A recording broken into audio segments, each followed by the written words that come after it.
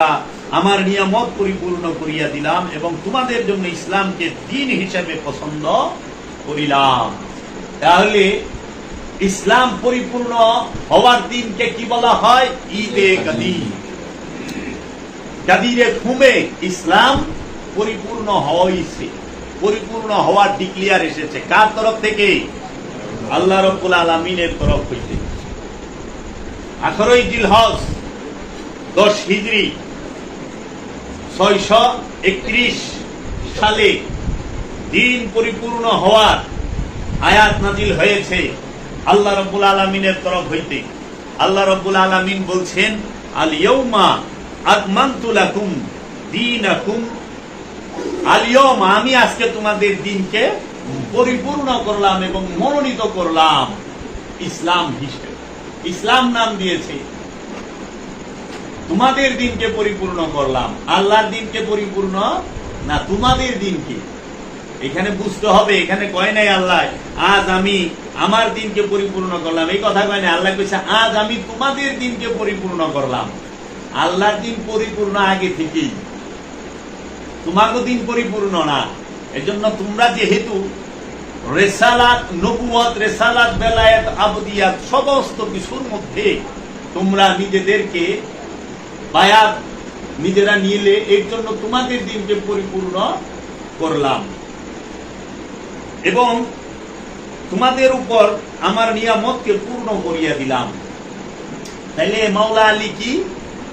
আল্লাহর নিয়ামত।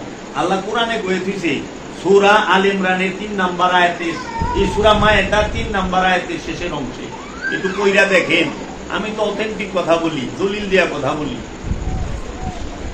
আওরা কাউরা কথা আমার কাছে নাই। আল্লাহর নিয়ামত মাওলা আলী, আল্লাহ কোরআনে কয়েছে দিছে যে আমি এবং তোমার উপর আমার নিয়ামতকে পরিপূর্ণ করিয়া দিলাম এবং তোমাদের উপর আমার নিয়ামতকে পরিপূর্ণ করিয়া দিলাম। আর আল্লাহর হাবিব তিনি মাওলা আলীকে সবার গার্জিয়ান হিসেবে রেখে গেলেন এবং তোমাদের জন্য ইসলামকে দিন হিসাবে পছন্দ করিলাম। তোমাদের জন্য, আল্লাহর জন্য না। আল্লাহর দিন ইসলাম না, তোমাকে দিনের নাম হলো ইসলাম। ইসলাম অর্থ কি? তোমাকে ইসলাম শব্দের অর্থ কি? আত্মসমর্পণ। মুসলমান শব্দের অর্থ আত্মসমর্পণকারী। তাহলে আল্লাহ কইল তোমাদের জন্য ইসলামকে দিন হিসাবে পছন্দ করিলাম। তোমাদের জন্য ইসলামকে, ইসলাম মানে আত্মসমর্পণ। তাহলে তোমাকে লেগে আত্মসমর্পণকে আল্লাহ দিন হিসাবে, দিন মানে স্বভাব, তাইলে তোমাদের জন্য আত্মসমর্পণের স্বভাবকে আল্লাহ পছন্দ করলেন।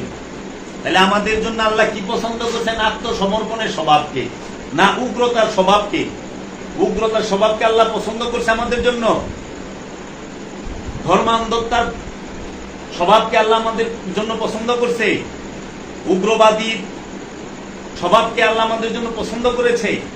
মৌলবাদী স্বভাবকে আমাদের জন্য পছন্দ করেছে। জঙ্গিবাদের স্বভাবকে কি আল্লাহ আমাদের জন্য পছন্দ করেছে? না, কখনোই না।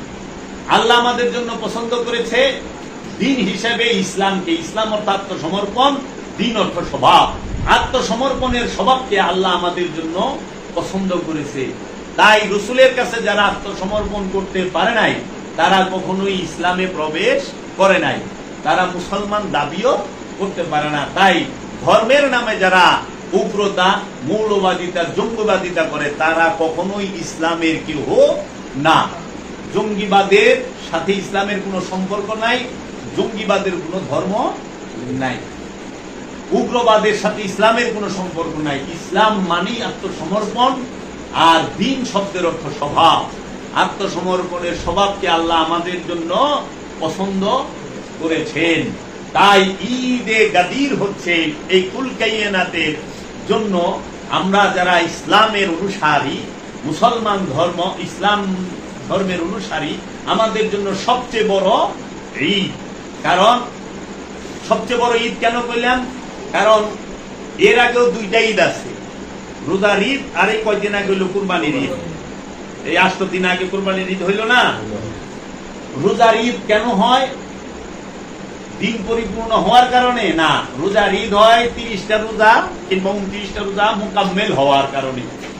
30টা রোজা একজন রোজাদার যখন পূর্ণ করে, পরিপূর্ণ পালন করে, তখন তার জন্য রোজার শেষের দিনটা শুরু হয় ঈদ দিয়ে। ওই দিনটাকে ঈদ বলে, কারণ তার রোজা পূর্ণ হয়েছে।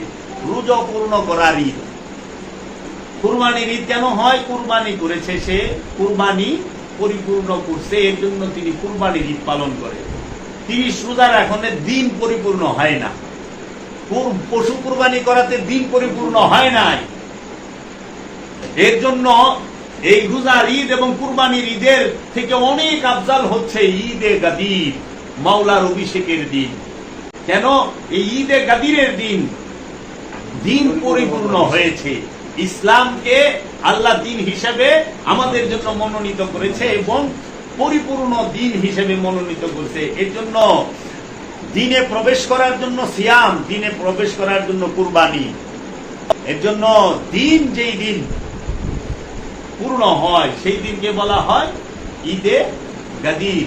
এর জন্য রোজার ঈদ নিয়ে কুরআনে সরাসরি আয়াত নাই।